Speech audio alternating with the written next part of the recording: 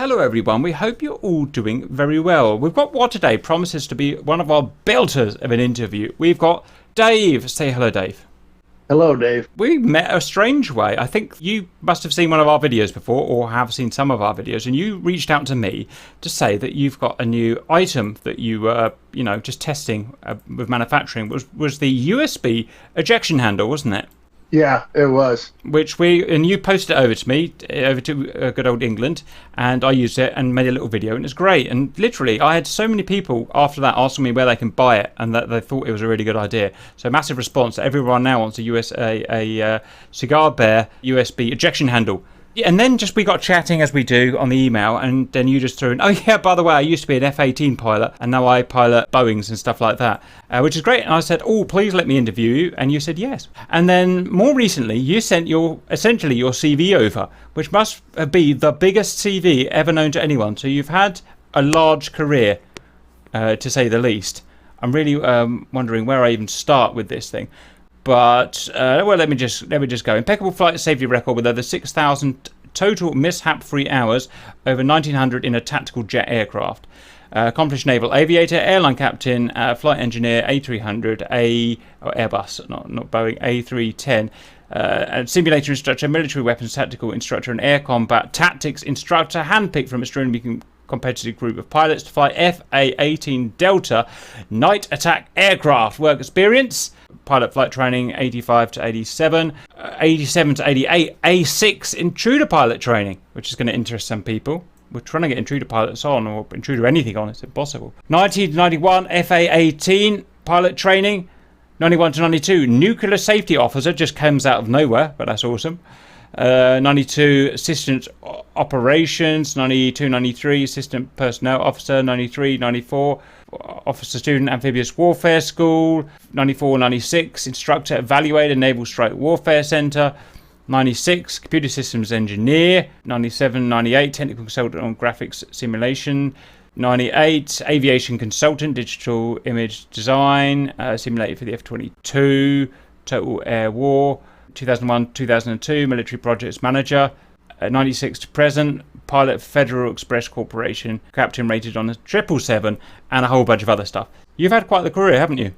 Yeah, I've been in aviation for a while, since I was 18. Now, the thing that's going to probably most interest our viewers is going to be the time in the Hornet, but let's see what they think. So what we do, Dave, in case you haven't seen one of these interviews, is that I just open this up for anyone in the world to come and ask some questions. And they have 42 questions. They can ask about anything they want within reason, as long as it's not particularly rude. And we'll see what you come up with it. Are you ready for me to punch into the questions? I am ready to go. Was the Super Hornet? So you were in a D. You're in a D, which is a... That's the night attack. The first generation of the Hornet was an A, B, C, and D. So really all four of those. There was some additions there to the C and the D. But the D was the last version, or the two-seat version, or the night attack version, if you will, of the original Hornet. Right, so it's the latest of the legacy Hornets, I guess, is what we can say. Okay.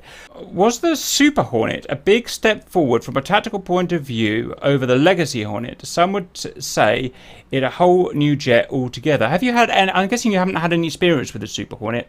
No, I really haven't. But while I was in Fallon, there was a lot of discussion about what would be the follow-on fighter for the Navy. And they were looking at a lot of different things. And at that time, Boeing or McDonnell Douglas came to us, and their project that they pitched was Hornet 2000. Of course, this is 94 to 96. And the Hornet 2000 eventually became the E and the F when the Navy decided to go for it. So there was a lot of good things about the Super Hornet that they put out, and there was a couple of things we had some issues with. One of the things that physically we had some questions about was, now you take a smaller size fighter, slightly bigger than F-16, and you blow it up to F-15, F-14 size, and so it's going to be a lot easier to see both on radar and visually. And not to mention, when you get that big, you're going to have higher bleed rates, when you get into a turn. So those were all some concerns that we had at the time. But they were also prompting a lot of magical internal stuff. And so I think ultimately the Navy was swayed by that and increased on station time. Roger, yeah, makes sense, doesn't it? Okay, very good. Let's push on to the second. Your thoughts on DCS's FA-18C's engine model. Specifically, do you think the model engines are underpowered versus real life? That's an interesting question. So I guess the C and the D had the same engine? Yeah, they sure did. It was a G404s, and I think 16,000 pounds in afterburner was on both. And then later in the life on the C's and the D's, they came out with EPEs, which I think WAGS has modeled into the simulator, which are the enhanced performance engine, which increased it, I think, to like maybe 17 or 18,000 per side. But yeah, I'm gonna. This is kind of a minefield when you start talking about this kind of stuff. Oh yeah. But I think they're fairly representative. You know, I'm not going to say accurate because there's so many dynamics to all of it. But I feel that, you know, WAGS has done, you know, an excellent job of trying to catch it comparatively to what I can remember. Although I feel like there was a little bit more response in the real airplane. So do you mean like spool time or something else? Yeah, exactly. Like the first couple of times I just tried to fly on speed around the aircraft carrier, I was all over the place with my throttle, and I felt there was too much lag. But then as I got accustomed to it, you know, like between that and like the other day when you guys were tanking in a thunderstorm, you get used to it. And so I think in the end it works. And, you know, who's to say where he got his information from? It does feel, you know, pretty representative. Roger. It's amazing what you can learn to work with as well. If you ever get the chance to go and try maybe let me try and think, a MiG, I can't remember what's got the highest spool time. I think it's the MiG-19 in DCS. I may have that wrong. It's got like it's like a 20-second spool time or something. Like, it's hilariously bad. Whereas F-18 is probably about 10 seconds or something like that, just roughly guessing. And try and fly that in formation or kind of pretend to tank or something like that. And you can actually think ahead kind of 15, 20 seconds or whatever it is. Once you've had enough, it takes a long time. But you can actually learn to deal with that spool, which is interesting.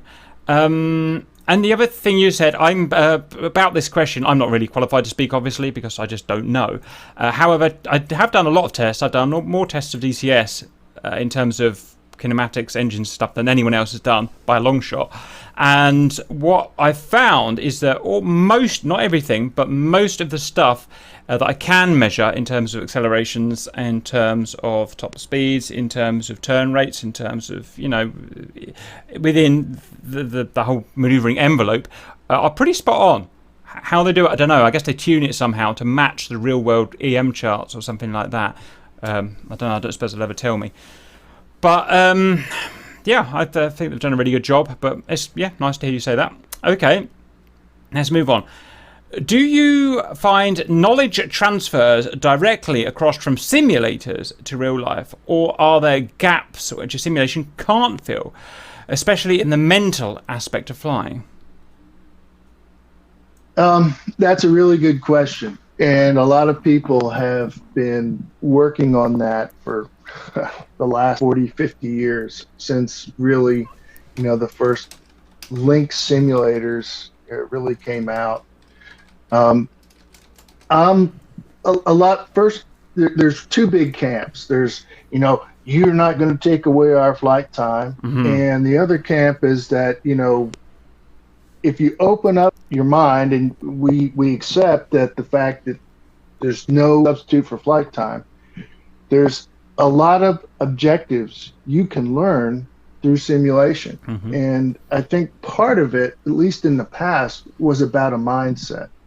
And I see guys like you online, and I see the crazy stuff that you guys do tactically, and with the airplane, and there's an experimentation that you wouldn't have in real life, and that might lead to other discoveries.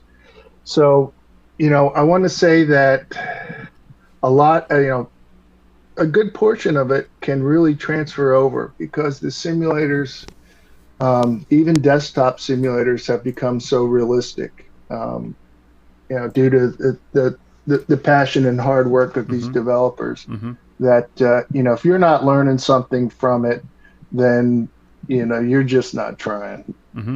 And what about the look at the end of that was blast? Where was it? Is there any particular part where the simulation can't fill anything there? That they can't, well, I mean, they've really touched on a lot of it. The one thing they can't fill, obviously, is the fear of death. Well, that's already interesting. You said that, yeah, but yeah. Because you can see a missile launched at you. You can see the missile trail in the sim, and you can break into it, and then it can hit you. Even in VR, which I think is really the only way I like buy, because it really gives you that a little bit more immersion. Even with that increased immersion, that if you get hit, and okay, well, I'll just reset. So that, I think that's a difference, because you don't know how somebody will react when they're doing that. Roger. Now that's interesting. We've been doing this for a long time. Some of us are more serious than others. Some of us are very serious. And those particular serious guys take the tactics very seriously. And one thing that's always interested me is how their tactics to do a certain job can differ markedly from what the real world tactics would be. And I've been trying to think why that is. I mean, the simulation as itself is pretty good. The kinematics of the plane's pretty good. The missiles are pretty similar to real life missiles. No, they're not perfect, but they're about as close as we can ever get. But yet the tactics that my boys employ a lot of the time is very different to real life doctrine. And I think it can only come down to, at the end of the day, in real life you don't want to die. Where you really don't want to die, and you really don't want to lose the plane. You've got an expensive plane as well, and you really don't want to cock up. Where in DCS, we try and punish the person for dying as much as possible, in that you can't come back in our missions. You prepare a week for it, or half of the week for it. You get in, you go and fly, and if you get shot down or you crash on takeoff or something, that's it, you're out. So that's as far as we can punish them, though. We can't punish them like you can, obviously, in real life. And so because of that the difference there, our tactics are going to always be a lot more aggressive than the real tactics that we've talked about, and we're not really supposed to talk about live, which tend to be a lot more conservative. So it's interesting you said that. Yeah, it's a really big question, this is, and sorry to gabble on. There's one more thing that I'd like your input in. I mean, I've never flown a real plane before, probably never will.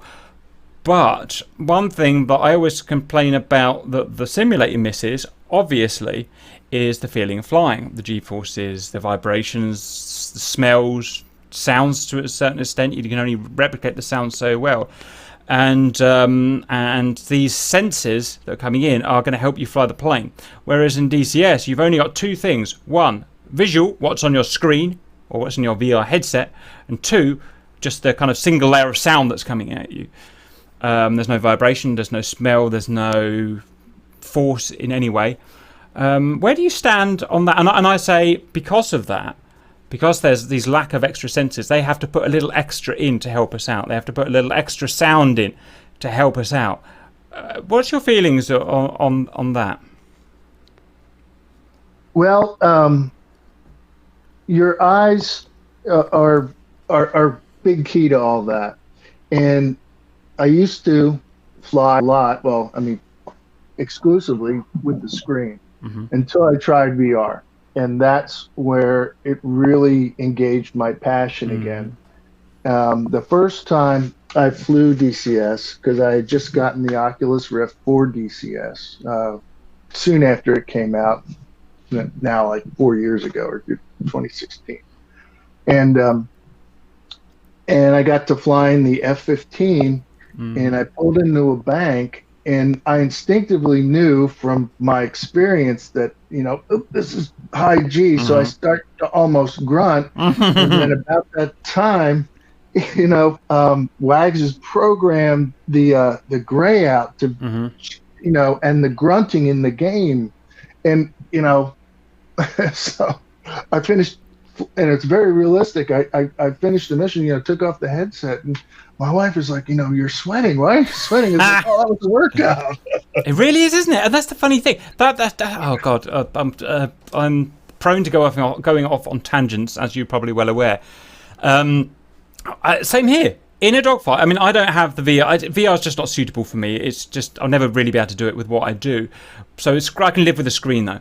But in a big mission where you've studied for it, it's important. You get into a dogfight. By the end of that dogfight, it's so immersive that you are knackered and you are sweating and you're like, I'm knackered. Even though technically all you've actually done is just move your hand around a tiny bit and your eyeball. That's all you've actually done. So I find that really interesting how the mind can fool the body and or control the body into thinking it is actually under the massive amount of stress, because like you say, you're sweating, your muscles hurt, and it's really does knacker you out. So it shows how immersive it can be. Well, the other aspect of it is, like they say, if you get into like an automobile accident, you experience time dilation, where all of a sudden, your brain and your heart are racing. You see things in quote unquote slow motion. Well, I think a lot of, that also occurs when you are in a dogfight like that. When you're admin between here and there, you're kind of, smoking and joking, and you don't really care. But when you get involved and you're intent, I honestly think whether you're VR or whether you're, whatever you're using, a screen, you experience a small amount of that time dilation because it's so intense. And that's where you get, I think, those physical aspects. Yeah, that's really interesting that you've said that, because after our fights, I go back and make the movie, okay?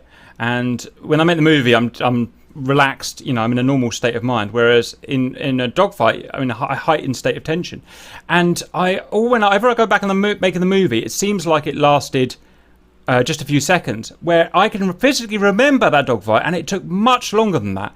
And that has maybe something to do with what you're talking about, is how it seems a lot longer. Interesting. And another thing to add to that, I was watching an interview on the Red Eagles, the retired Red Eagles who flew MiGs for the USAF. And one thing they were talking about when they dog fought with each other is, well, especially, even though it was only training, because they were actually fighting MiGs, being jumped by American MiGs, it was really, really like a real dogfight. And they said when they went into the merges, they could see the pilot's eyes and where the pilot's eyes were looking. Even though when you think about this, one guy's 400 knots, one guy's 400 knots, and they never actually get that close, but their brains are on such heightened alert that they could see each other's eyes, which I think is absolutely fascinating, what you said there. We should probably get in track. Anything else on that before we move on to the next question? No, I think we could spend a lot of time on that. Yeah, roger. Okay, well, let's punch on for the time being. What kind of a difference did you notice in people's attitudes towards their work between a military and a civilian environment, and which environment do you prefer? Well, there's a lot of things I enjoyed the military environment, but a lot of the civilian environments are very similar. A lot of people tend to think that, well, you're in the military, as soon as you go on base, then you've got to be locked and cocked and walking around. Yeah, you have to maintain a certain standard of appearance, but really beyond that, a lot of the military does work, during peacetime. Obviously, this all goes out the window for any kind of, war or operation. But they try to work on the 9 to 5 to give people a sense of normal life. And so but I've seen in this civilian environment where they ask a lot of you too. So it just they're probably two sides of the same coin. Roger. One thing that it took me a while to get used to. I love going over to Lakenheath, which is relatively near me. 48th Air Wing is there with F-15s. And I remember the first time I went up there was a Saturday, and I was like, what's going on? Why is there no one here? Why is there no jets flying? Well, they physically don't fly on Saturdays and Sundays because they've all got that time off. I just found that really interesting. Even during the height of the the later height of the Cold War, when tensions were high and stuff, they still had their weekends off, which I found amazing. But okay, cool, but interesting. Yeah, they just try to keep people in that regular mindset, and everybody needs a little time to reset. So that's another reason. Roger. Okay, let's push on. More Super Hornet, I'm afraid. Everyone likes the Super Hornet. I'm not a fan, but other people do. With the empty weight of the Super Hornet being 9,000 pounds, more than the Legacy C or D model, even with upgraded engines, is there much of a performance penalty? I have no idea whether you know the answer to that, but... Well, I know just by its size and by its wing loading that it's a much higher bleeder. So in other words, you get into the Hornet right now and you give me 180 degrees a turn and you roll level and we examine your energy state, for any given throttle setting, and we'll just say it's, max afterburner. You're going to have a lot less energy in that level turn off of a larger airplane than you would off a smaller airplane. Now, bigger engines can offset because, it's an energy in, energy expended type of equation. But I think you're not going to get the same kind of turn performance out of the larger airplane. Have you ever had access or seen any Super Hornet EM charts, by the way? I have not. I've not seen none specifically since they proposed it way back in the mid-90s. Because the problem, F-16's easy to get hold of. F-15's easy to get hold of. F-18's, legacy or non, can't get hold of EM charts anywhere. It's a bloody nightmare. Wags got them because he was trusted not to give them out, which is fair. But public, we can't get hold of them. So it's very hard for us to know how good they should be. Yeah, I think there's admin charts in the back of the NATOPS manual, but I remember a lot of that stuff where if you had to look it up, it was in our safe. You had to check it out and look at it and then put it back. Roger. One thing, I know I take the piss out of the Hornet all the time, but that's only because it's probably the best plane we have overall. And one thing I'm not surprised at, but one of the things that's really cool about it that I didn't know about before I got into DCS and stuff is how good a dogfight it is. Again, assuming that DCS has got the kinematics roughly right, which I'm sure it has, it's a really top dogfighter for people that really know what they're doing.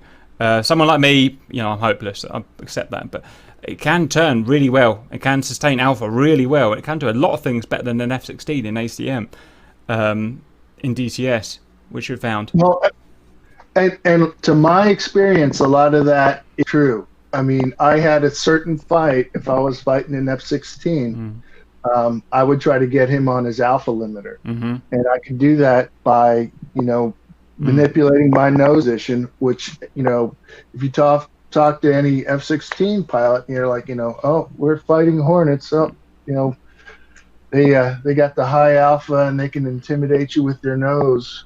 But the one thing I admired about the F-16 is they had a little bit higher end speed than us, and that's it's nice to be able to win that single circle dogfight.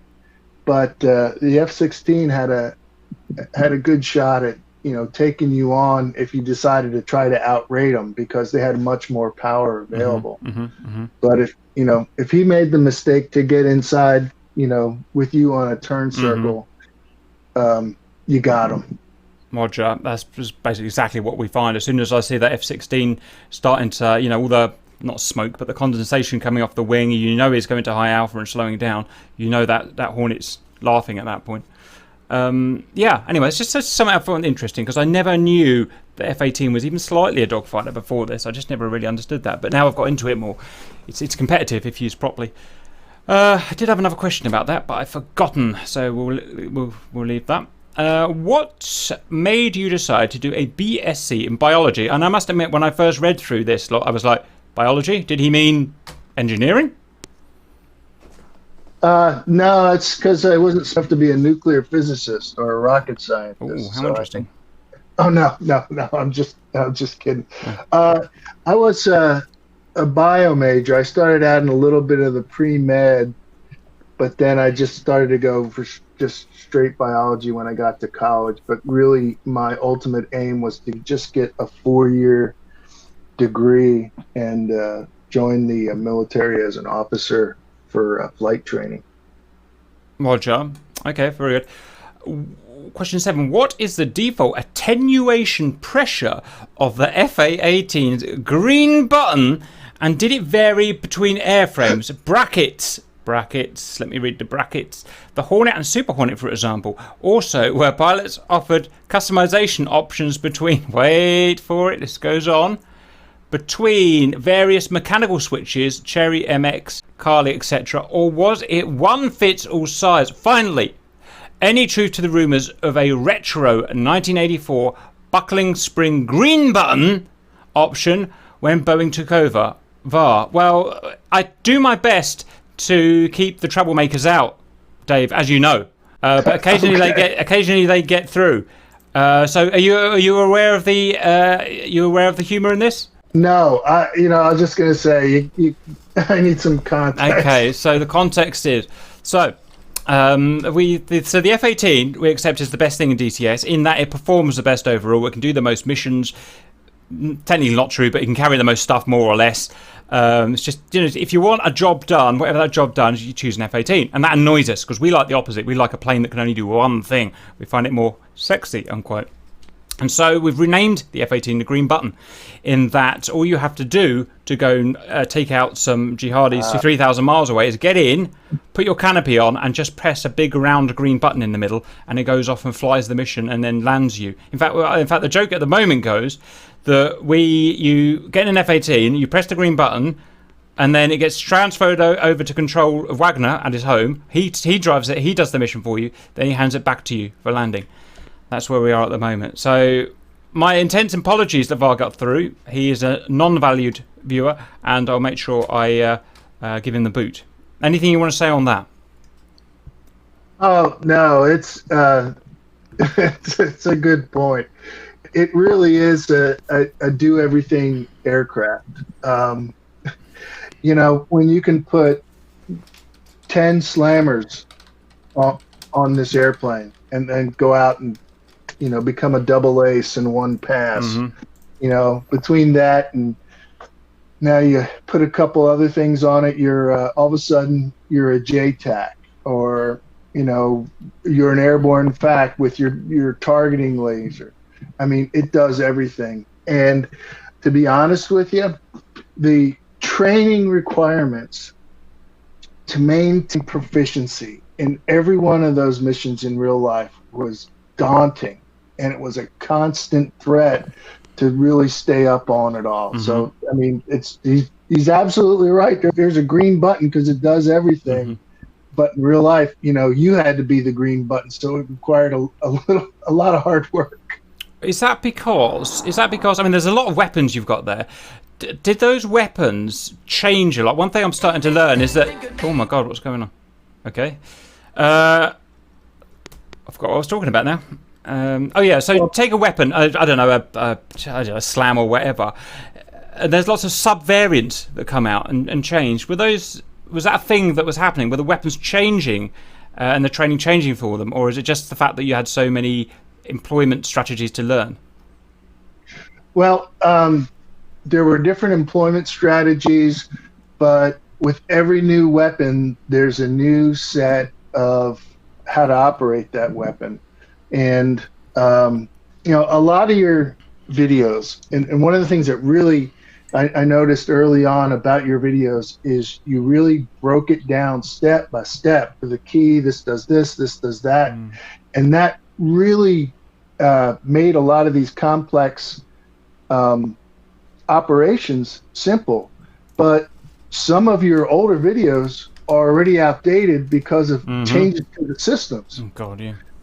And that was in real life too. They would come out with a new OFP, operational flight program, which would, change some. And now all of a sudden things are a little different than they were what you've been training for the last 6 months. I'm so glad it happens to real pilots as well. The bane of my life is DCS changing things. The Mirage has just changed again for the 4th or 5th time of how to drop rockets, and it's like, you change it again. And I've got to go and redo everything from scratch. And it's nice that it was not just me that's suffering, that you guys suffered too, due to that. Hey, Cap. Hello, RC. Hey, I think the 777 has a green button as well. How about that? It does. Can you believe that? It absolutely does. Autopilot. Do you do anything in it? Well, it does land itself. All right, that guy's got to go. Get rid of that guy, whoever that is. Sorry, where were we? Yeah, no, that's good. There's a bit of fun there, but that was some really good stuff, and it's interesting about what you said about that. I never really thought about that. Okay, back on with the questions then. This is a bit weird, but are Russian missiles scary? I don't know what you want to say about that or how you want to take that, but that's for you. Absolutely. Okay, how do you quantify that? Well, obviously, when you're training, you have to understand your enemy, and you have to understand the threats. And we always built up a lot of these systems, perhaps more or less than their real capabilities. But at the time, like an A6, which is, it's like a Hawk missile, so it's radar guided, relatively, like, I think 10-15 miles, or those things were just horrible. And depending on what you were flying, we really had no way to actively get past that continuous wave radar that they use to track you. And so it's like, oh man, you see that on your lollipop in the HUD, and that is not a good day. So yeah, you take all that stuff very seriously, and part of that, when you're mission planning, and not to get too far off track here, when you're mission planning, even in the game, just like we did here, you bring up all the threats, and as you go through each threat, you better in your mind tell yourself, how am I going to deal with that? How am I going to deal with this? How am I going to deal with that? Okay, I'm going to deal with this SA6 or SA13. I'm going to deal with him by avoiding him. I'm going to deal with the SA2, an older missile system. I'm going to use chaff and flare and my EA6B jammer to affect him. So when you go in and out of a target area, you need to be addressing each one of your threats in a credible way. It's interesting because I watch my guys in tactical situations. We have very tactical situations with all kinds of things trying to kill us. Everything's trying to kill us. And the guys that do well in that big tactical situation, surrounded by SAMs, hostile threats from ground, air, wherever, even their own jet, the guys that do well are not necessarily the guys that are particularly good pilots. So some guys will be a really good pilot, but in the tactical theatre, not be so good. The guys that do the best are the guys that have sit down and nerded up on the systems that are against them. Okay, how far can an SA6 go? How long is the missile burn on the SA6? How does the SA6 missile, kinetically work at low altitude, and so on? And once they've learned all the systems, they're the guys that know how to beat all of the systems and how to stay alive, more importantly. So it sounds like the kind of doctrine that you guys were looking at, obviously. Yeah, absolutely. You have to come up with your way of dealing with the threat, and then in your own mind, okay, so we screwed that first part up. We're in the SA6 envelope, so you need to have a secondary plan of action in your mind. Okay, how am I going to deal with it? There's a pop-up threat. How are you going to deal with that? Roger. Interesting. Okay. Okay, we could talk more about that, but we best move on because we've got lots to do. Very good. Will computers eventually take over... Okay, this is kind of a philosophical thing, I think. Will computers eventually take over the fighting in the sky, or will there always be a need for humans to be there alongside the UAV? Any thoughts on that, or your opinion? I think Skynet's a real possibility. I don't know. Self-driving cars are gonna, beget self-driving truck or lorries. It is all going that way, and I think understandably so. Mm-hmm. Here's something for you to think about. Do you know what the biggest limiting factor in fighter aircraft design is? I guess it's the guy who's weak and puny. Exactly. And how to keep him alive throughout that envelope. So what do you think happens to aircraft design when you pluck him out of that situation? Exactly. You can really push the boundaries, can't you? Exactly. And you could design something that, nobody in the cockpit could possibly deal with. I mean, I don't know anything, but that's my guess. Yeah. Do you know of the old dog game Falcon 3.0, right? Oh yeah, I've got an original copy of that sitting somewhere. Yeah. Did you know that if you got to a certain point in the campaign, there'd be this? No, I'm sorry, it might have been the Fighting Tiger edition. But at one point in the campaign, some UAV would come out. It'd be completely black, and it'd be the dogfight of the game if you could ever meet up there.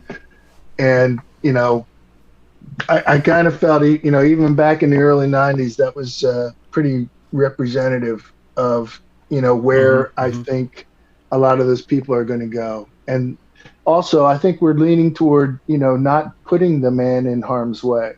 But the counter to that is, in order to operate and maintain communication with some of these things, now we're talking about an electronic warfare issue. So there's a lot of pluses and a lot of concerns. But there's people with 100-pound heads that are working on that.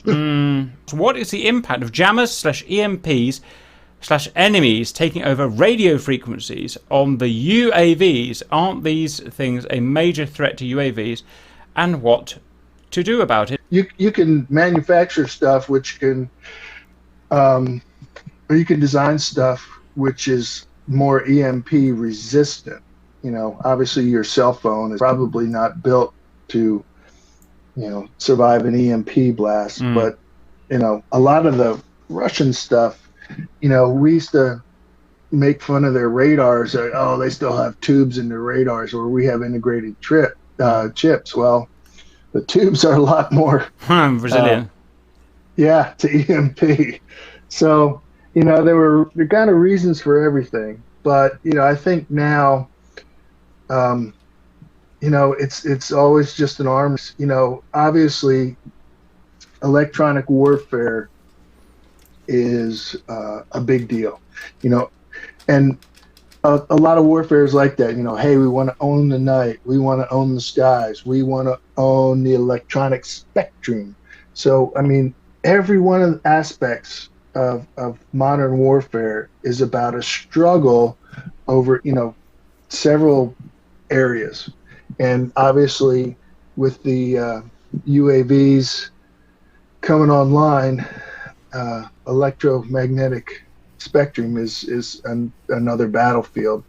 But I think the counter to that would be artificial intelligence, that if we lose contact with it, we know that it's still going to do its thing, go find its target, and back.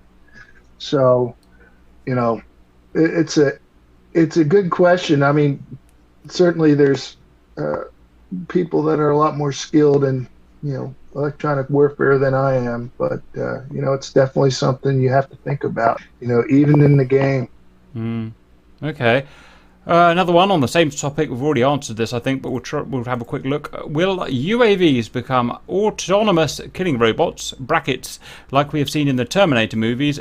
brackets again, the example that made people firmly against killerbots with artificial intelligence. Will UAVs become autonomous killing robots? Any thoughts on that?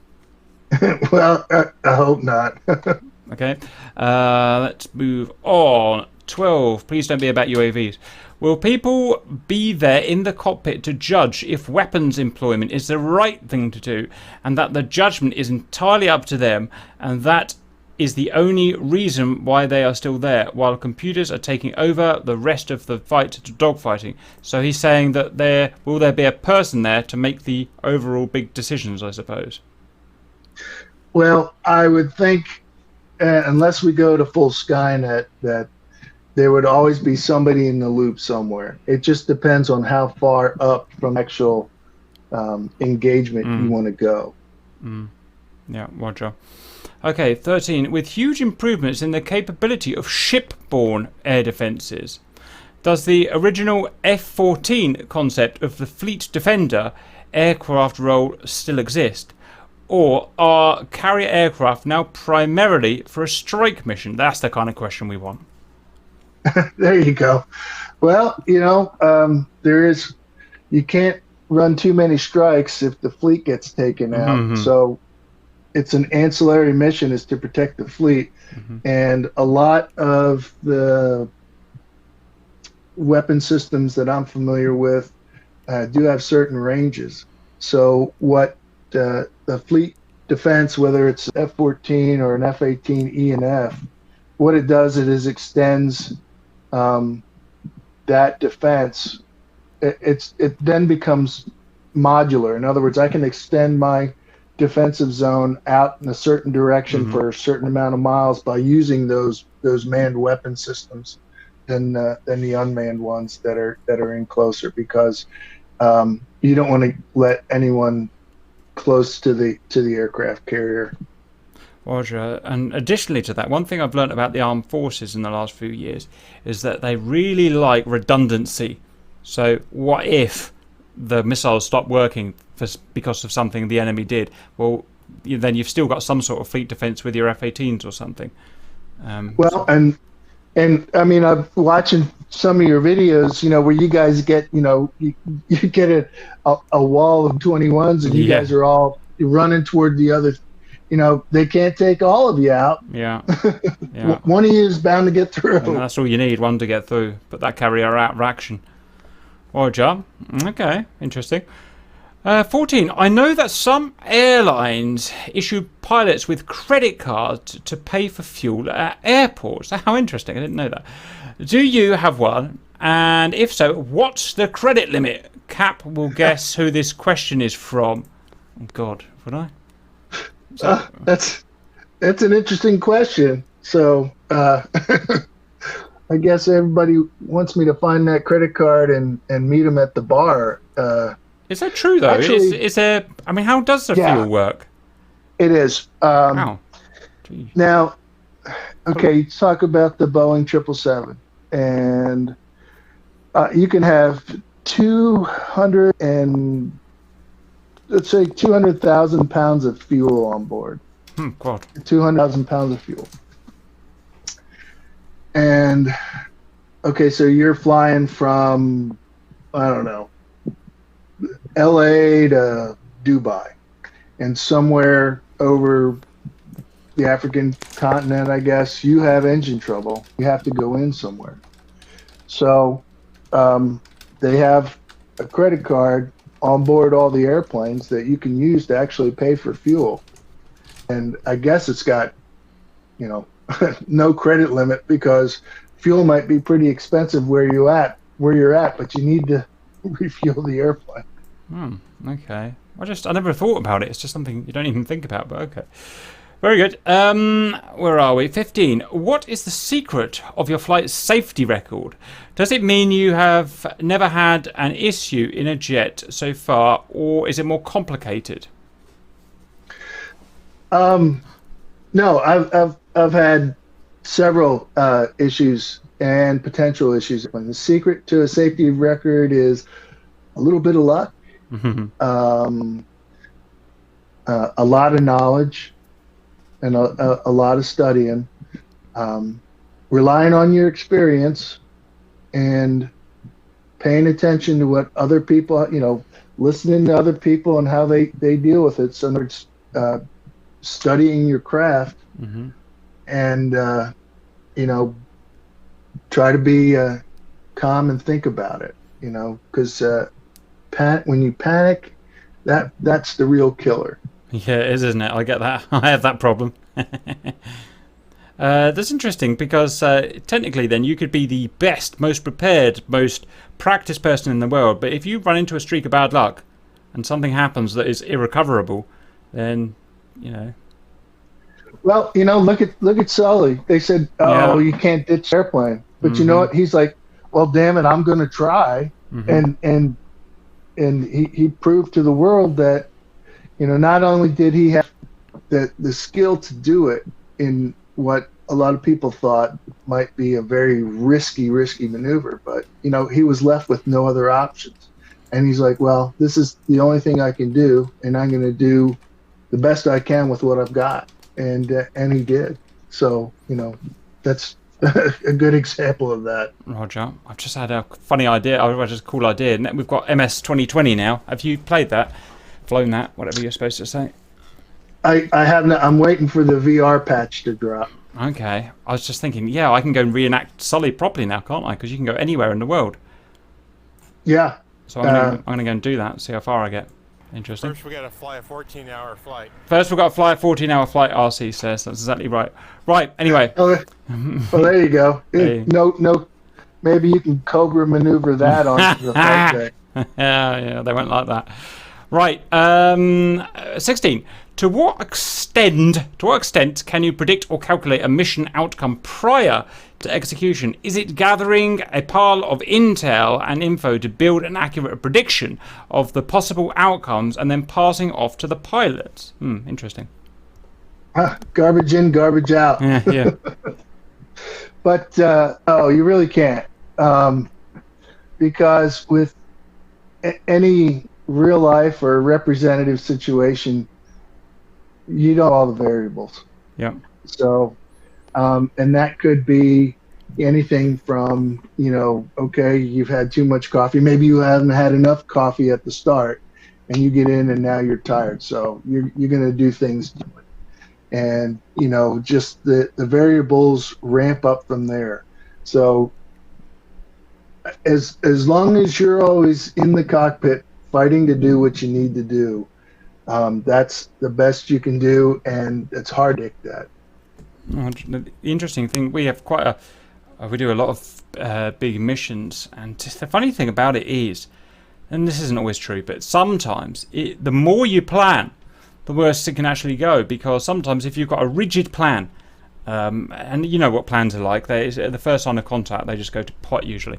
But sometimes if you've got a perfect plan and these guys go here and here you guys go here and here's your time on target here, here's your time on target there, you can actually get a worse end result than if you didn't put any planning in at all and you just kind of flew with rough objectives, because you start to lose the ability to, be dynamic. Improvise, because something always happens that you're not expecting. Something weird will happen, someone will crash that's important, or a baddie will come and shoot someone down or something. And sometimes if you've got the super rigid guys that will just say, I'm going to do this, I'm going to fly in my little bubble and ignore everyone else and whatever happens, sometimes that will have a worse result than actually people... yeah, I don't know. That was my thought. Any thoughts on that, or do you want to move on? No, I find that's true, and that's one of the tenets of small unit leadership that they tried to instill in the young officers throughout the 90s. It was kind of the hot topic was, not necessarily telling them, okay, I need you to go point A, point B, point C, and do this and do that, but to give them, like you said, okay, you're going this way and you're trying to accomplish this aspect of the mission. And so that frees them up to make their own small unit calls. And so there's actually something to that, okay, so you're on the fighter sweep. I say, all right, Cap, I'm leading the strikers, man. I don't want to see any fight. I don't care what you do. Absolutely. Where there was a lot of times during big exercises when the strike package, which might consist of slow airplanes, they're like, well, we want our attached cap patrol to stay with us, to stay attached, because you have attached and detached combat air patrols. And when you attach a combat air control, to stay in the vicinity of, what you've just done is you just put a leash on them, and you've just dropped their effectiveness.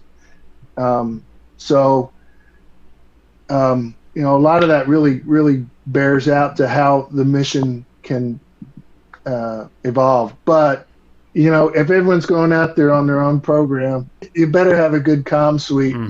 Yeah. No, that's awesome. That's just, yeah. Okay. Really good to hear your idea on that, and that it's not just me. Okay. Question 17. What started your passion with aviation? Always an interesting question. Yeah. I remember Sunday mornings after church, my dad would take us out to a local airport where I would spend, facing looking over a 3-foot fence when I was little, at all the airplanes taking off and landing. That's where it started. And also, my childhood home wasn't that far from a Navy base. And every 4th of July, the Blue Angels would come and perform. I remember seeing them flying in F-4s and then in A-4s, and they would fly over our house. And it all started with that. Isn't it amazing how as a child, even really young, mine was really young, I couldn't even walk, exposure to things like aviation can shape, their later life. It just shows how it's such a cool, I don't know the words, but it's such a big thing that it ingrains in the memory of the human, sits there, and they can love it later. If I'm ever blessed with a child, as a youngster, I will ensure I do everything I can to expose them to aeroplanes. I know it's not that easy nowadays, but that's for exactly that reason. Yeah, air shows and museums are wonderful for that. And you got to do it early before they get to their teens, because then they're not interested anymore. No, that's exactly right. Exactly right. Yeah, that's exactly how it was with me. Became a teenager, hated the world, hated everything, and then finally grew up when I was about 30 and then came back to it. But okay, very good. When you create simulator for a certain type of aircraft, what is the base for it? Is it data from flights collected, pilot knowledge?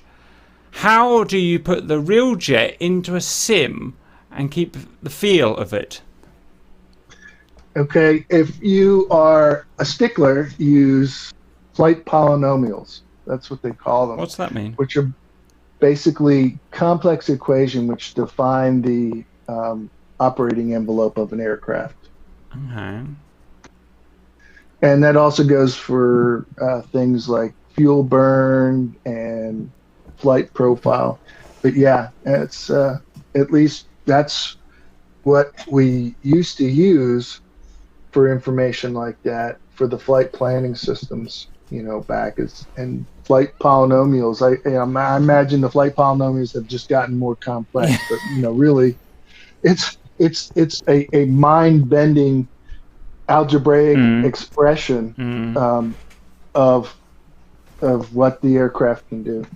That's very interesting. It's quite current at the moment as well. I'm trying to do a big video about comparing different flight simulators and how their flight models compare to each other. Different ways of tackling. It answers this question, but for flight sims, different games, companies, whatever, have got different ways of tackling the same problem. Some do aerodynamic simulations, some do this polynomial thing that I don't really understand. And I'm trying to get some information from ED about how their model works, but failing at the moment. But keep in mind that when you get to the edges of the envelope, the flight polynomials tend to fall apart. They so do. That's where you got to kind of guess, and that's where feedback, because I think you mentioned that. that's where feedback from aircrew, Mm-hmm. you know, people, it's like, okay, it should behave like this, it should behave like that. And so that's because they, you know, the flight polynomials are this nice, happy, Mm-hmm. you know, area where they can model Mm-hmm. this. But then, you know, that's not real life, and you have, Mm-hmm. you know, these ragged edges Mm-hmm. all around that discussion, and those are where, you know, we're just, you don't have enough computing power to necessarily compute all that yet.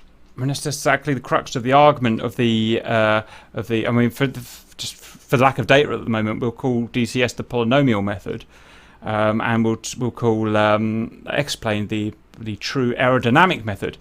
And there are pluses and negatives. You know, neither's better than the other. There's pluses and negatives of both. But that's exactly how DCS model feels. It feels very nice. It feels comfortable. It feels realistic until you exceed what it's good at doing, where it just breaks down and goes weird. DCS, you know, and I can do hundreds of examples to show you where that happens. Whereas something like X-plane, because it's calculating everything kind of truly, it never breaks down. But again, I need to get some proper information for them before I That's go like on. that video I was telling you about, where that A-10 driver was talking about. There's a good one. Wasn't acting right. There's a good one. Here's a good one. A10. Oh, we're allowed to talk about this, RC? Yeah, I think so. Okay, so here's a great. Yeah, okay, that's cool. Here's a great example. The A10, just one of many modules in DCS, flies great. Everyone loves it. Realistic and whatnot, until you take you get to the edge of the envelope, and then it goes a bit funny, runs out of its data or its polynomials or whatever. I don't really understand, and it starts becoming very odd at the edge of its envelope. And the real A10 pilot approached ED and said, "This is awesome, but it doesn't do this when it reaches the edge of the envelope. It actually does more like this." Much more smoother, a much less irritated approach at the edge of its envelope, and again, that's a kind of example of what I'm kind of trying to point at, and so they're changing it now to suit him. Was that the A or the C? I thought they had different flight models. I'm assuming the C. For the C. The C. Okay, all right, so that was the later one. Okay. Anyway, we won't go any more, but it's just something I'm trying to get into at the moment. I'm just not getting very far with it, but I shall keep trying. Right, where are we? How easy is the transition between a military... We've kind of covered this, but anything you want to say? How the easiness, difficulty of transition between military and civilian career? Yeah, your uniform changes. Paycheck changes. Yeah, and the paycheck can change too. Absolutely. You know, especially on the aviation side, there's a lot of ex-military in this career doing these jobs. Not all, but you know, so half the time you're well, yeah, at least half the time I'm flying with somebody that's got, you know, a military background similar to mine. So it's like you never left sometimes. It's the natural evolution of the fighter pilot, isn't it? It's the best place for you to go. Yeah, it's certainly been more lucrative. Well, yeah, I mean that's life though, isn't it? Yeah, absolutely. Okay, very good.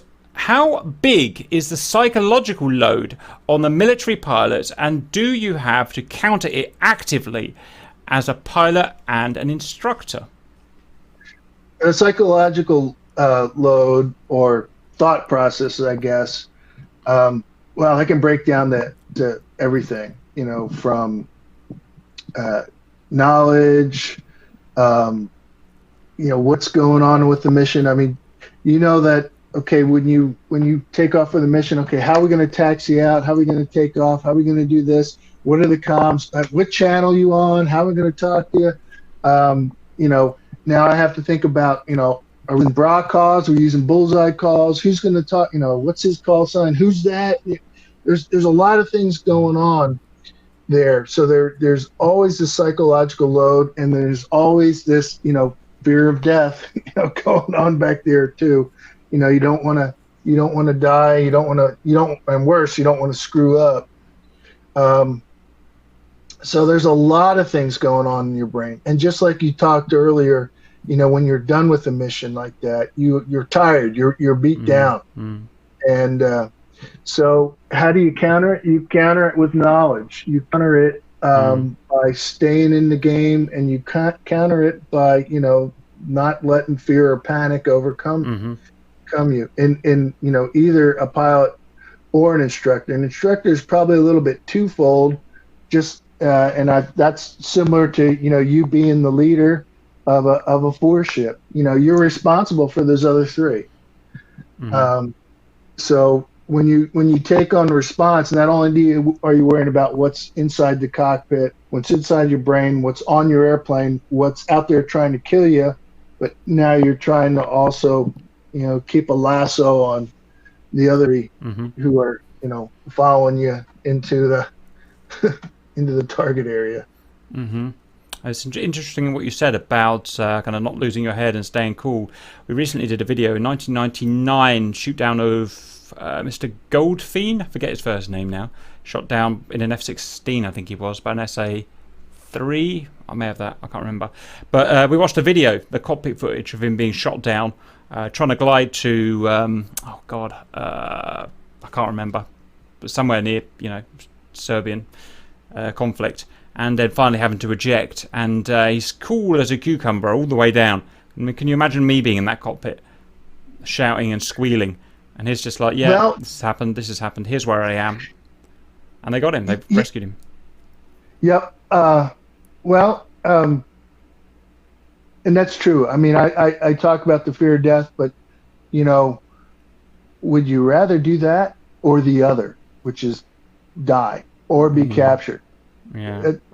When you're facing the real life choice and you break it down as, it's really quite binary. I don't know where this may lead, but I know what the other one's like, and I don't want to do that. Yeah, absolutely. Okay, this is an interesting one. Can you please, so this comes from your synopsis, can you please tell us a bit more about the TAMPS, T-A-M-P-S, and top scene? Yeah, TAMPS, and I think you can Google both of these. I'm gonna do that There's still something up there. The TAMPS was... now, actually, I think there's more. Top scene is still relevant, but TAMPS has kind of been replaced by, I think, just some kind of military planning system. But TAMPS stands for Tactical Aircraft Mission Planning System, and it was the Navy Marine Corps system for planning missions, much like you do today for DCS. And the idea behind that mission planning system is you could plot known threats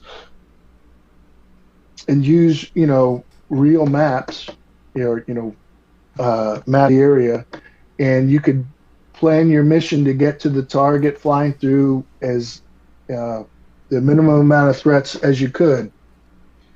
And it also came with an integration to load the aircraft module from the mission planner, although that I think they kind of died shortly before TAMPS died. I'm not sure when that died. That was still going on when I left, but it's really all it was a high-speed mission planning system. What is it? Not that it matters, but just out of interest, what does it look like? Like a kind of like a 3D?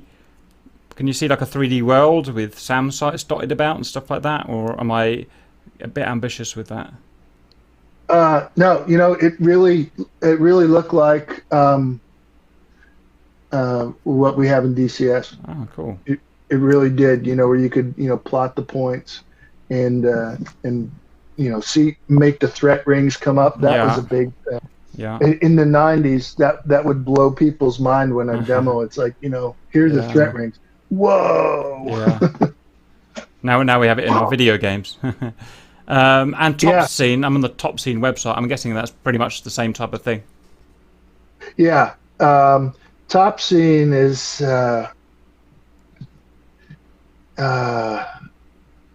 tactical operational preview scene, I think is the tactical terrain visualization system here. Oh no, scratch that. That's another acronym. Okay, I'm sure you're right. Yeah. that's if I remember, and that that might be wrong, but yeah, it was a mission preview system, and that's where we got the idea. Started developing the idea of mission planning and mission preview as two large ways to enhance mission success, and that's I think that's kind of touching on one of the questions we talked about earlier. The idea was that we would like to be able to preview the mission, and then kind of preview / fly the mission, and so Topsy basically just took satellite imagery, and they built up these areas, and you could fly around it really like we do in DCS, and especially I'm sure not near as sophisticated as what Flight Simulator now does. I mean, with terabytes of data out there, and where they just basically look at I think they have basic terrain data, and then they look at AI looks at imagery, and then they build up these buildings around it to make it look like it. Well, that was kind of like a hand-drawn system that operated on a SGI Onyx. I think at the time was like a $250,000 computer at the time. Yikes. Yeah, no, it was crazy expensive, but it was remarkable at the time, and there are a lot of high visibility, like helicopter and special ops missions that might have used that system to go in there and preview how they're going to their approach with their threats and all this kind of stuff. So it was really a big thing. And the feedback we got was always positive.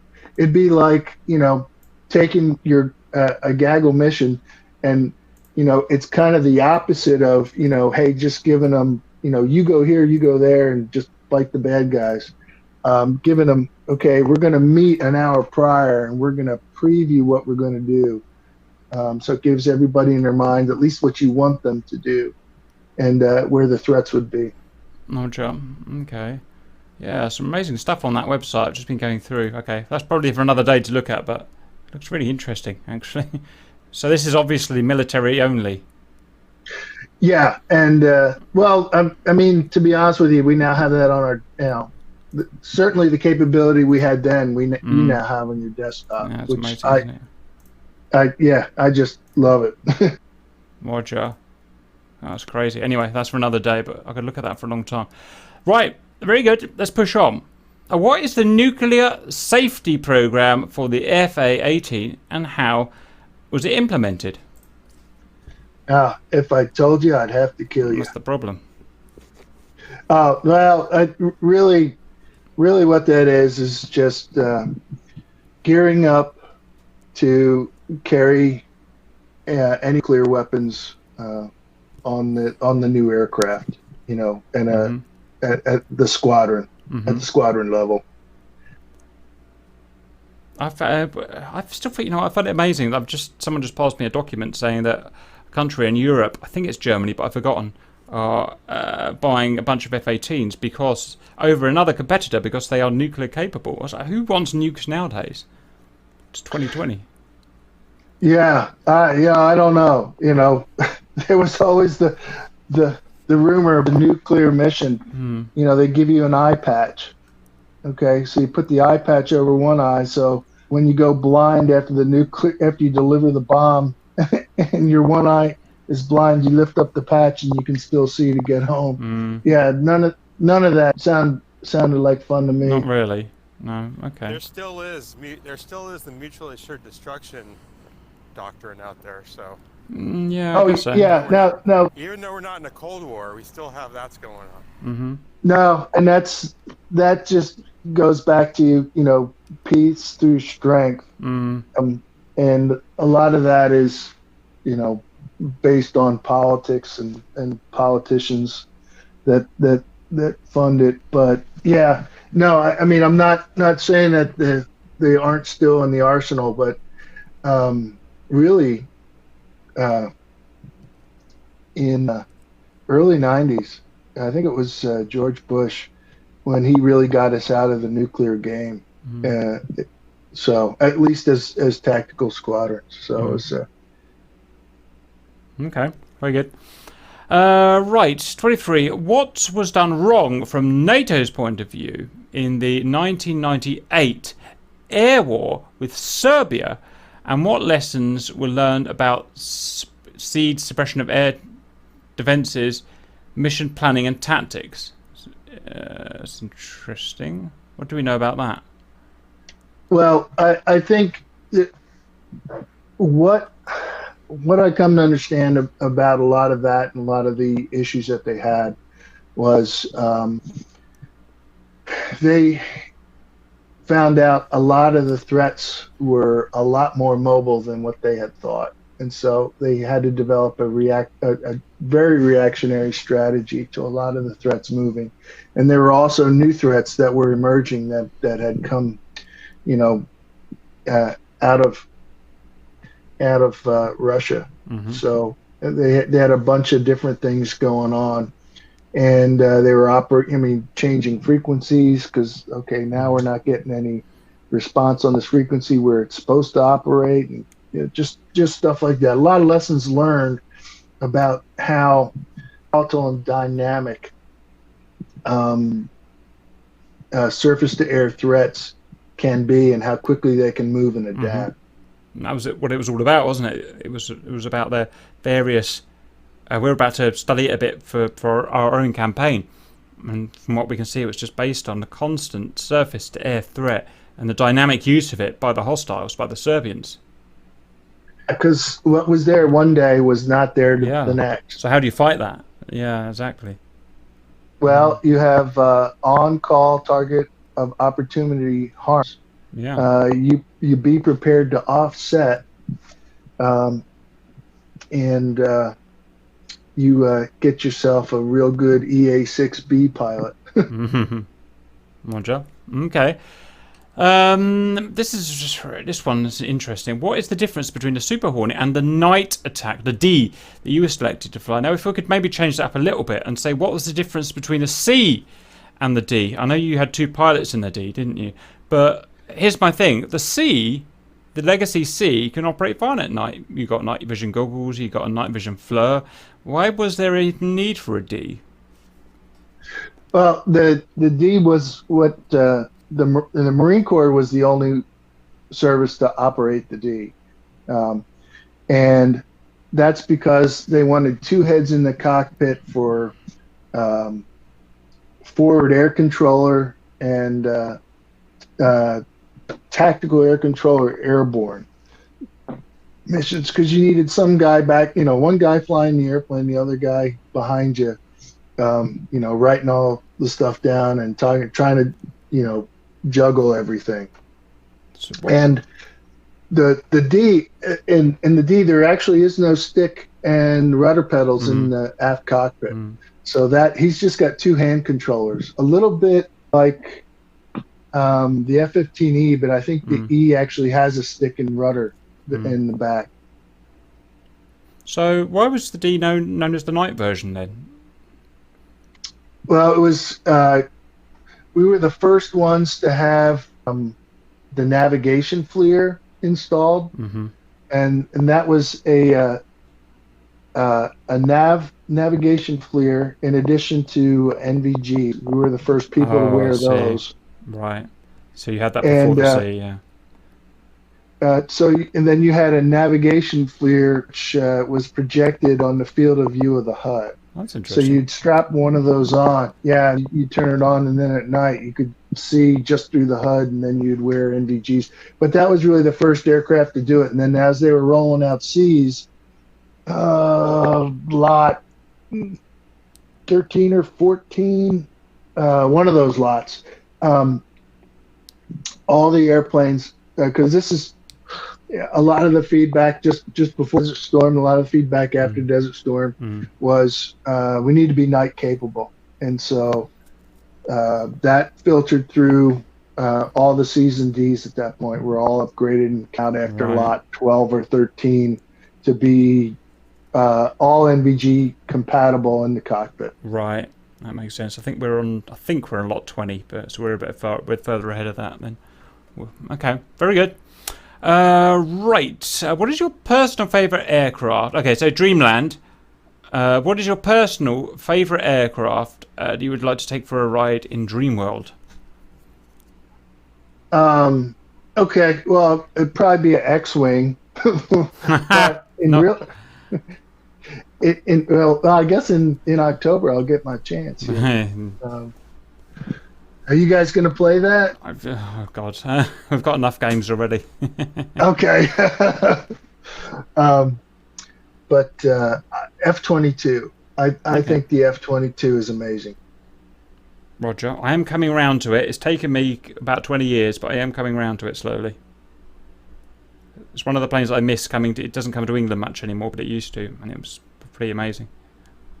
Yeah, we see them all the time operating out of Anchorage when we go and fly up there. It's just that I don't even know where those things are right now. But talking with guys in the cockpit that actually flew them, they say that that's truly next gen. I mean, that's like a real third gen fighter to a fourth gen fighter, and they said the leap is just as much from a third to a fourth as the fourth, basically the fifth. Interesting. Okay.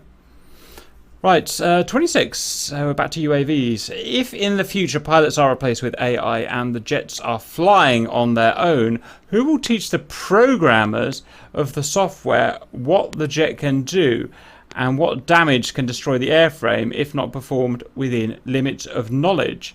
Is not there anymore. I don't quite get the question. Do you get the question?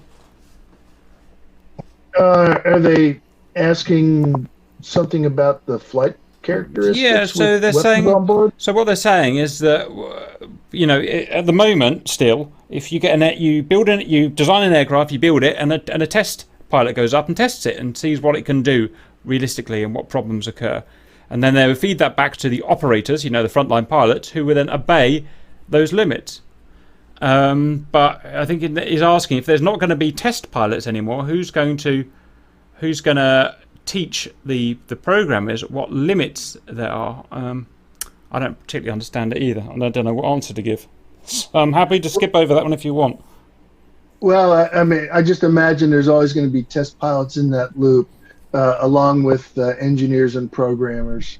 And even as I think studying aerodynamics without a wind tunnel become more and more the norm with specialized computers.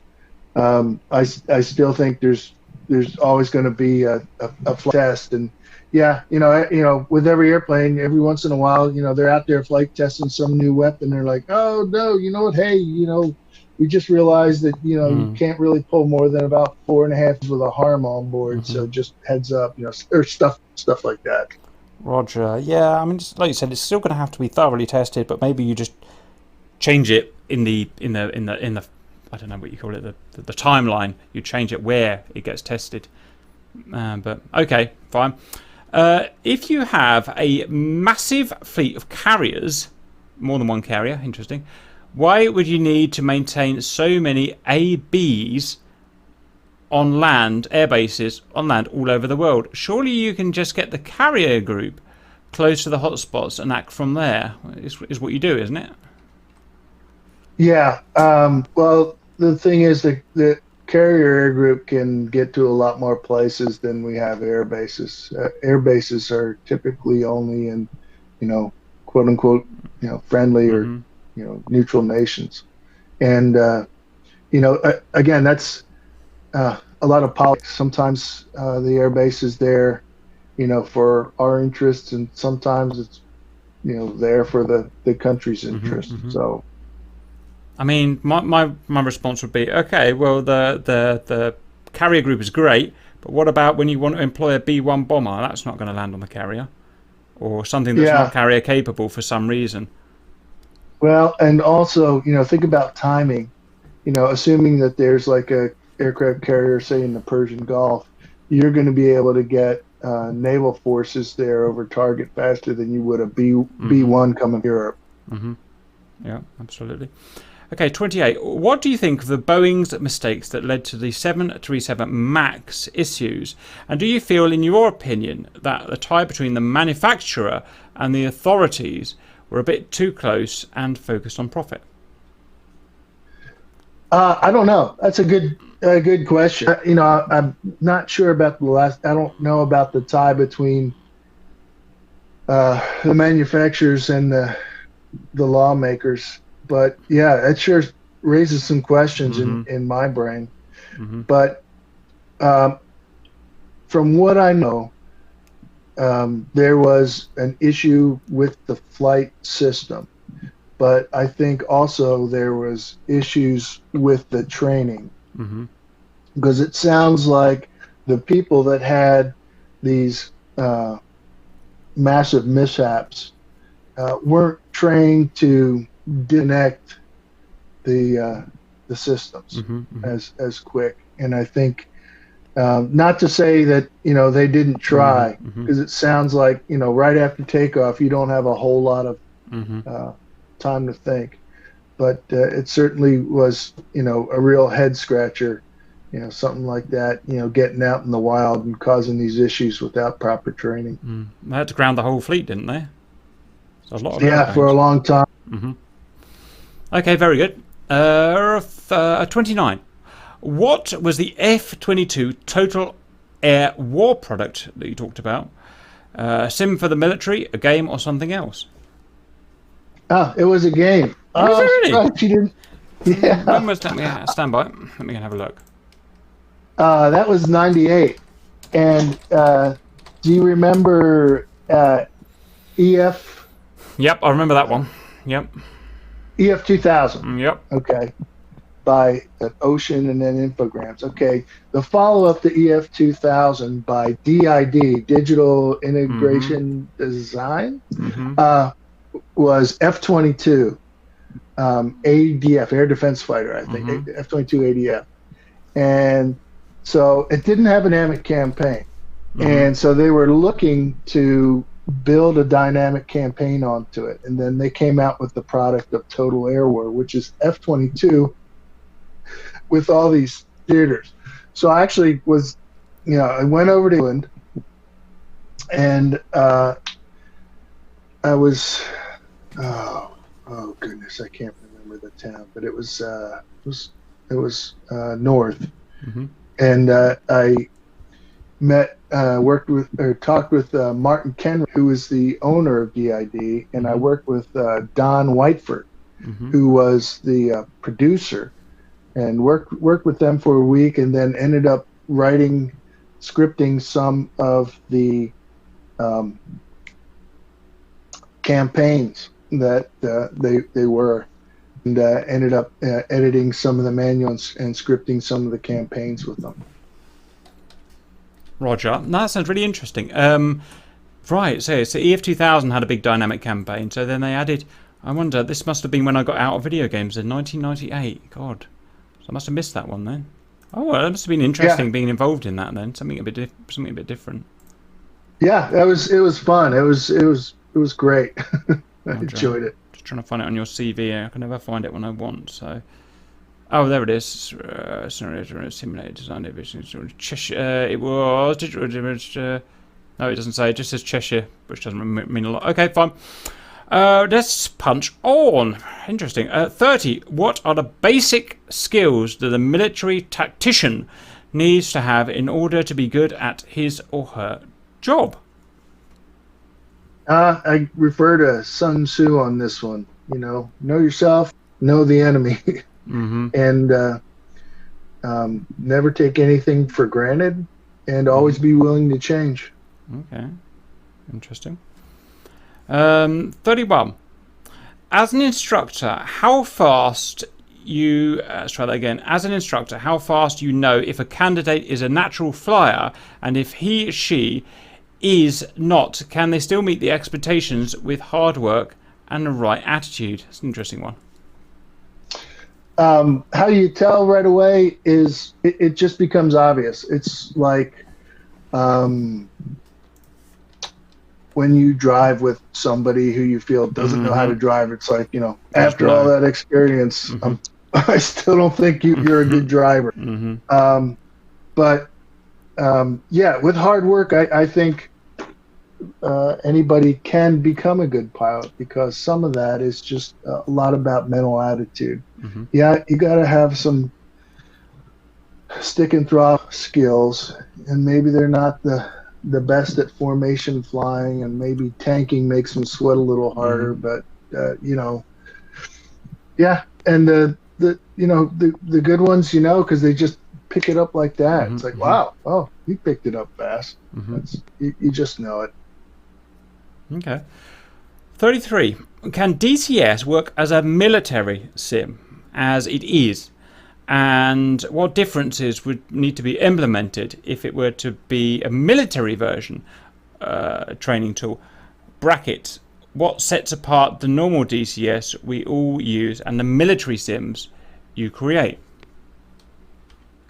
Well, it absolutely could work as a military sim, just as is. You can derive a lot of value with there, even if it's just for, administratively, getting your flight together, getting off the runway, getting the operations area, and coming back, from all the radio switches in the comm and the flying the formation. There's a lot of value with that. And then, when you get into, beyond that, beyond visual range, missile engagements, there's a lot you learn about how to read your raw gear, how to interpret bullseye. So when someone makes a bullseye call, you don't stop to think about it or have to look down at your radar scope. Oh, okay, I know that's at like my left 11 o'clock. So it can provide a lot of that stuff, and a lot of those skills atrophy very quickly, especially like comms. Proper con. I hear a lot of the guys on a lot of the videos are very well. A lot of them, I'm going to say, a lot of them are very good. They really try to stick with it, and that's another thing you can learn, because brevity. You want to say it, you want to be brief, but you want to make sure you're building everybody else's picture when you say things. Because as much information as you can to everyone with as few words. Yeah, and that's why they established the brevity code. And sometimes you just got to say what you got to say. But these simulators all do that, so that when you get in the airplane, you're just that much more practice. Interesting. Okay. What do you think of an F-35's single platform model? And is it something that is sacrificing too much in order to cover all of the tasks that are performed by so many different jets in the Air Force right now? Historically, I've just not been a fan of that kind of stuff. As I watched the F-35 go through all its iterations, what is there? 3 different variants now. There's the VTOL one, there's the carrier one, there's the Air Force one, and they're all going to be very different, but comprised of the same airframe. I don't know. My brain tends to go, like, hey, if you're building an air superiority fighter, build the F-22. But I guess they're trying to meet the needs of all 3 of those services. So I know as time's going on, they're really able to do that a lot better than they used to. Andre, times have changed. Times have changed, I'm afraid. It appears. Okay, I'm not a fan either, but what do I know? 35. From a tactical point of view, what is the most important or vital part of a big campaign in order to achieve its goals? Is it the logistics and the location of the theatre of actions, available military hardware and parts, personnel that can be deployed without compromising other sectors' security, or the right amount of intel and planning? Yes. Yes to all, please. Um, yeah, it's everything, and which one of those becomes more important depends on what's going on. Not to deflect the question, but if you can win the war without firing a single bullet, there you go.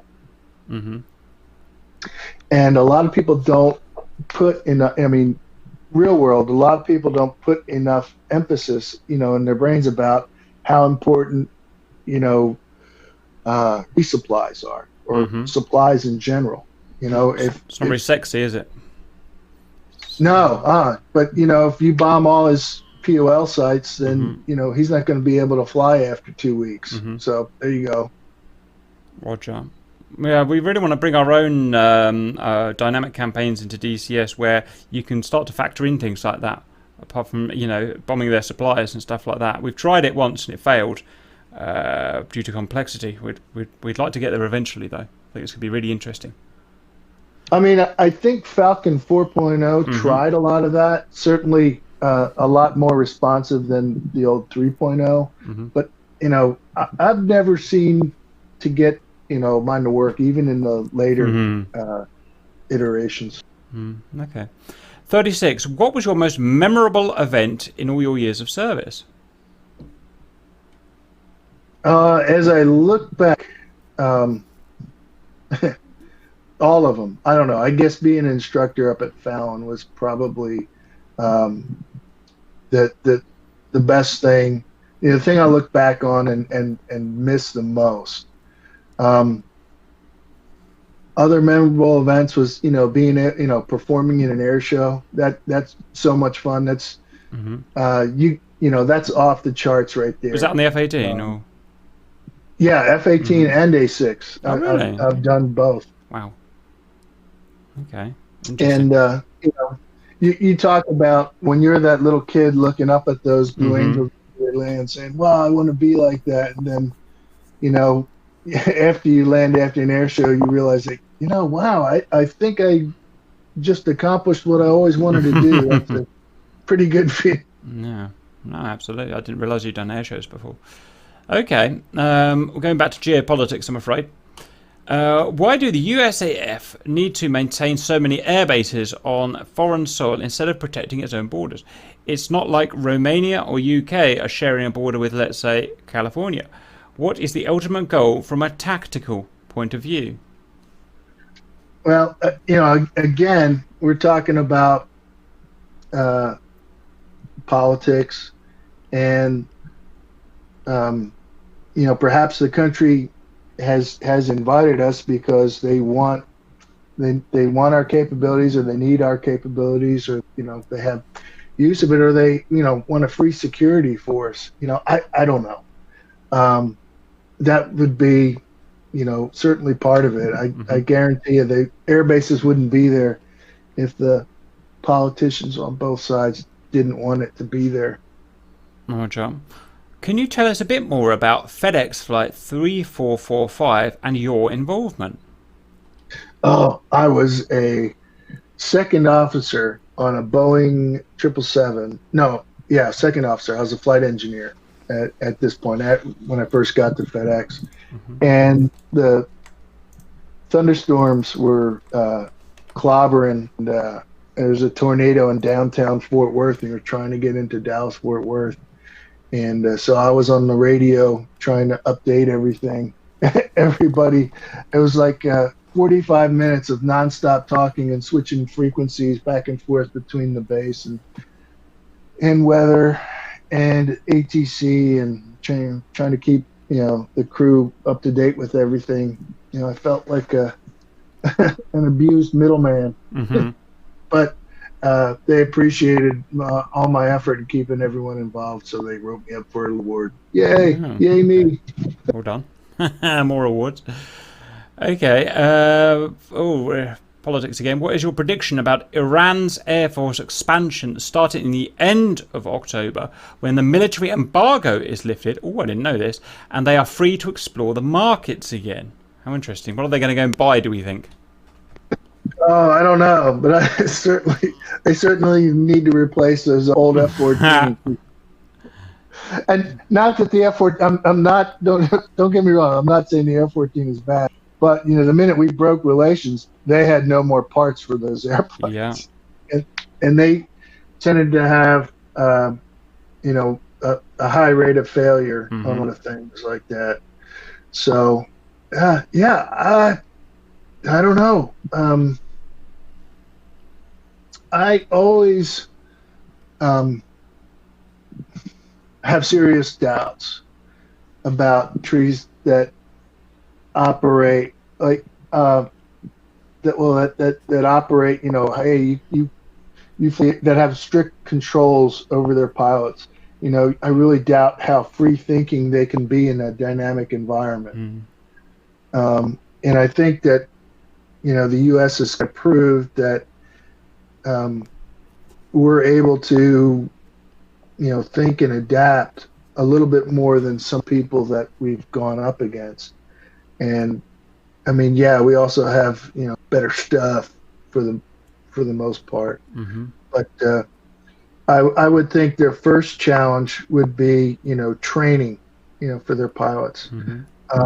But what are they going to do? I imagine if they have any money, they'd buy themselves probably some European or Russian equipment and start learning how to fly it.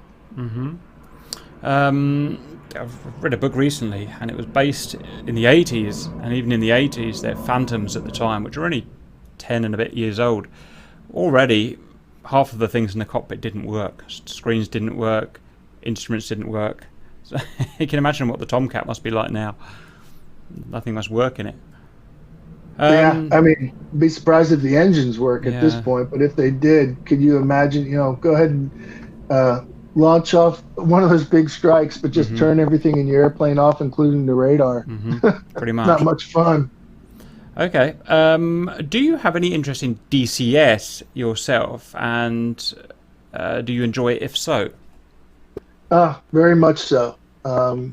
It's one of the reasons I got back into flight simulations and PC desktop work.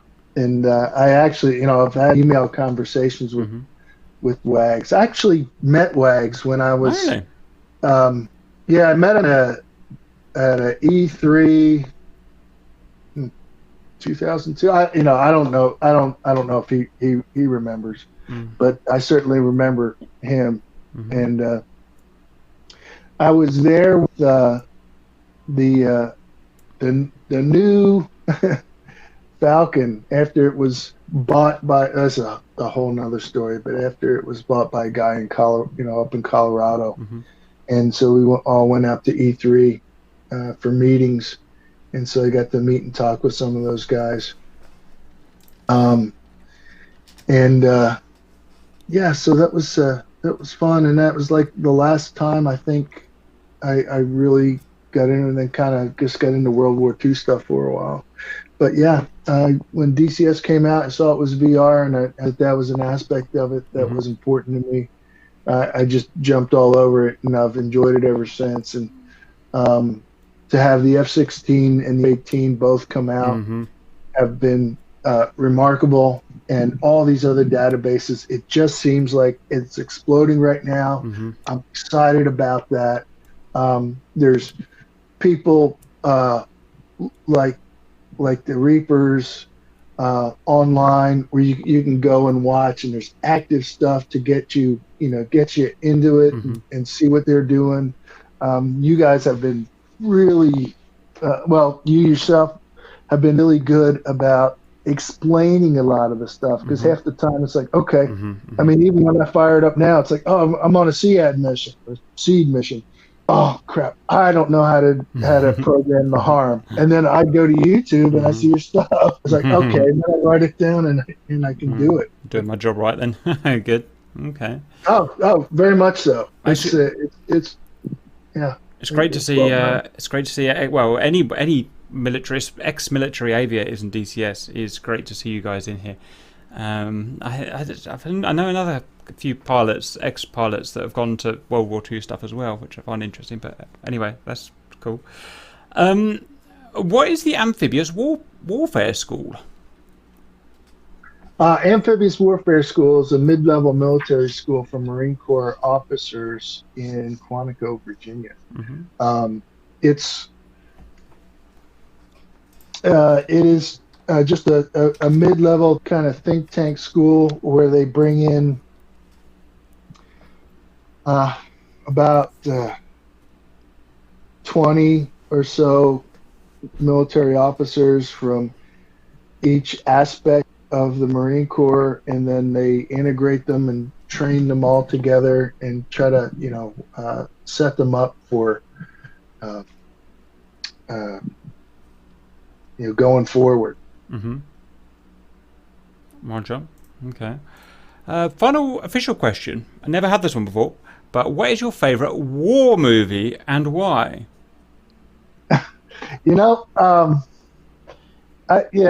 Top Gun, but I don't know if I consider that a war movie. Yeah, it's a fair point, isn't it? It's an aviation movie, but I don't know if it's really a war movie.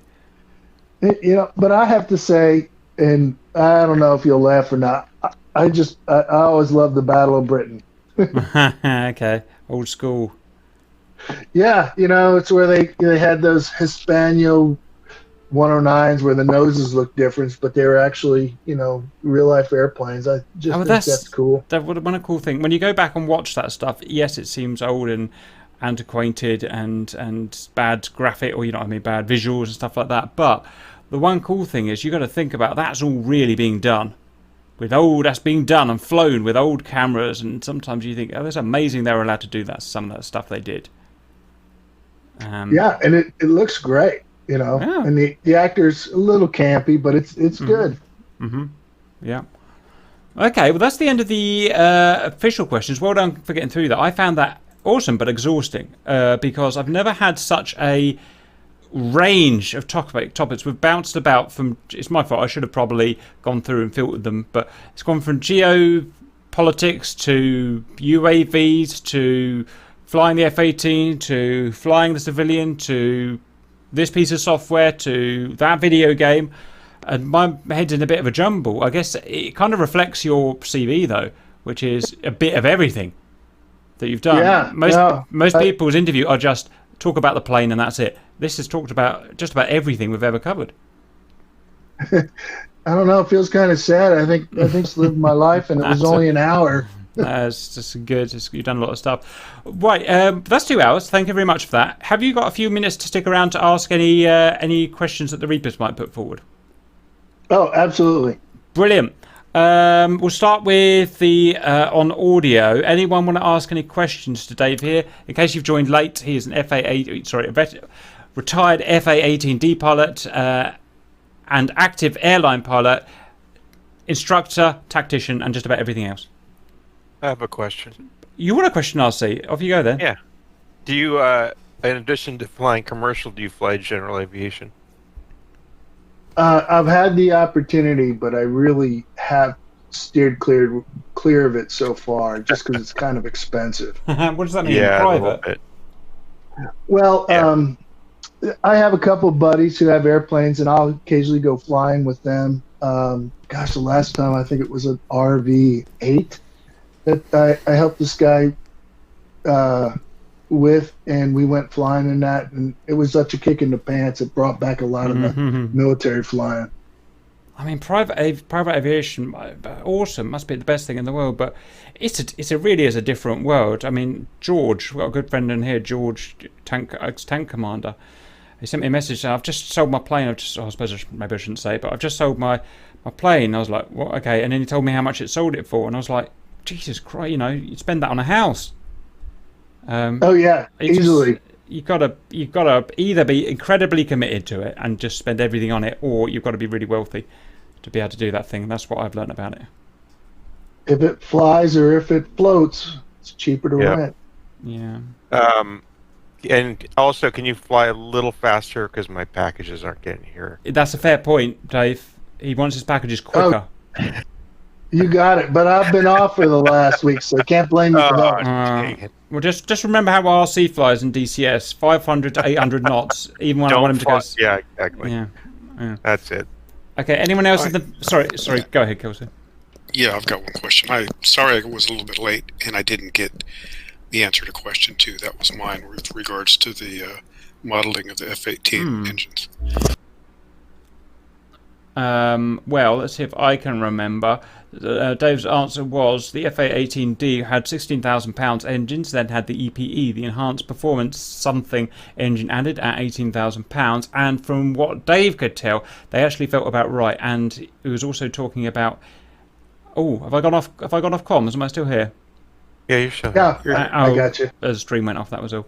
And what Dave was talking about was how real pilots had dealt with wags about it, and most people are happy with it. Is that what you? That was your synopsis, wasn't it? Yeah, it's representative. I feel like the engine spots could be a little quicker, especially at low airspeeds, but it's something you get used to, and so who's to say? Mm-hmm. Okay, thank you very much. May I ask a question? Send. That means yes. Oh, okay, sure. So what is your advice for getting into aviation where stuff is extremely expensive, like my country? I mean, I live in Israel and stuff is very expensive here, generally, and especially getting into flight. But there's a way through the military, which is compulsory, but that takes a whole lot of, the exams and stuff like that. But generally, what do you think is the way to aviation? I have a very, I really want to have it, basically, to have like a pilot's license. Okay, wow, good question. I can't really comment on what it's going to be like for you in Israel. But here in the United States, there's basically those two routes. People that go up through the ranks to get to, I'm assuming you want to be an airline pilot as the ultimate goal. People go through the civilian side or they come through the military side. And then once they've accumulated enough experience, then they apply for the airlines and get their job there.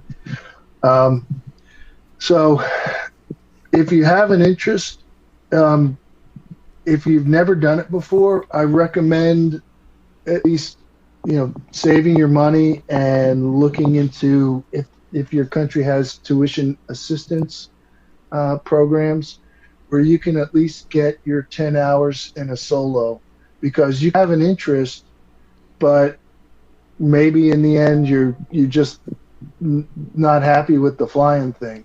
And then there's other options for you then, because, a lot of those people then they love working on aircraft, or a lot of those people, they become air traffic controllers. So before you made any commitment, if you could, get to about 10 hours in a solo somehow to give you a feel for whether or not that's what you want to do, that's where I'd recommend you start. But, military's good, but pretty sure you have to be an officer, so you'd have to, either stay in or go back to school to get there. And then most military flight schools are about 2 to 3 years in length, and then you'll spend another year and a half learning to fly whatever aircraft they assign you before you get out in the fleet. And then there's usually like a 5 or 10 year commitment after that. So, basically, when you get recruited, again, it's compulsory, so you must do it. Yeah, it's like you need, basically the required amount of time is 3 years, basic. But if you're gonna fly, I think you need to sign for 7 years. So, yeah. Now, is that 7 years after your wing? Because our commitment here were after the after, and so it's going to be at least three years for you to get there. So it's that's 10 years. But they assign you from the start, like right at the age of 17, 18. They assign you. So basically, you're gonna go with your unit. If you're selected, you're gonna go with your unit through the training. It's kind of different, but you gotta be with the same guys. So I don't know, like it's No, that's- very different from what they have That's a good way to do it. Well, our National Guard units here in the States operate a little bit like that. Instead of just join service and then going through flight school, you actually go to your unit first. So it sounds a little bit like that. And I think that's a good way to do it. I think that's a good opportunity. Okay. All right, thank you. Anyone else on the voice chat, guys? Okay, just got one more on the stream. Super Robo says, do you still use the old E6B computer? Is it the Prowler, I think? For your mission planning, or is there something else being used now? What's E6? What's no. E6B? E6B is what we call the wheel. Hang on. My God. I've got to go and have a look. It is it's basically a circular slide rule, as on one side a lot of aviation related computations and numbers and conversion factors, and then on the back side there is a a triangulation where you can figure out wind velocity and wind strength and Wow. and on the backside. But yeah, it's a pilot's tool Look at that. that I haven't used since 1989. So what would you actually use this for when planning your flight? I know it was back in the day, but wow. Flight planning or even in the air, because if you can figure out your true airspeed, and then you can figure out your ground speed, so you could actually use it I want one. when you I want one. Do these? Where does one get an E6B from? It looks awesome. eBay, I guess. Right. I actually I looked think it up. here for $12.95. Well, I'm going to get an E6B. It's the best thing I've ever seen. You won't believe how many times I say, guys, what's the ground speed if I've got IAS at 23,000 and the QNH of blah, blah, blah. That's so cool. Yeah, Cap, that's- I'm going to send you the That's link. on there. So is this There one you go. old, is this the epitome of a analog computer then? You turn a few dials and it kind of points out with the answer. How interesting. Yeah, it kind of is, but you better have some good glasses. Some of those numbers are really small. Wicked. Okay, I'm going to get one of those. And myself and RC are going to get one of those, and we're going to go flight planning with our E6Bs. I think that's friggin' awesome. Amazon. Awesome. Okay. Right. Anyone else? Final last words on Super Dave? Right. That's it, Mr. Cigar Bear. That was really good. Like I said, it was a bit exhausting because we jumped around. We talked about every part of aviation, I think, there. But really cool. And I couldn't trip you up anywhere, and you seem to know just about everything, which is nice. That's it, really. If you ever, you're a busy schedule, I know, and you're heading back off soon. But if you're ever in the area and on mission time, you're welcome to jump on, or on a Sunday or something like that. Welcome to come and jump on and have some fun with us. Otherwise, I wish you all the best. Go and make some of those ejection handles because you've got about 10,000 people that want them.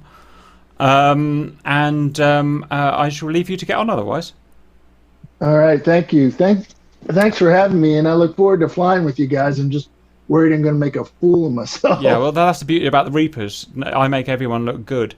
So, yeah. Oh wow. Look at that. Look at that self-esteem. That's what the internet's done to me. All right, guys. I've got to get off. Thank you, Dave, and I'll see you guys later. Bye. Okay, take care, guys.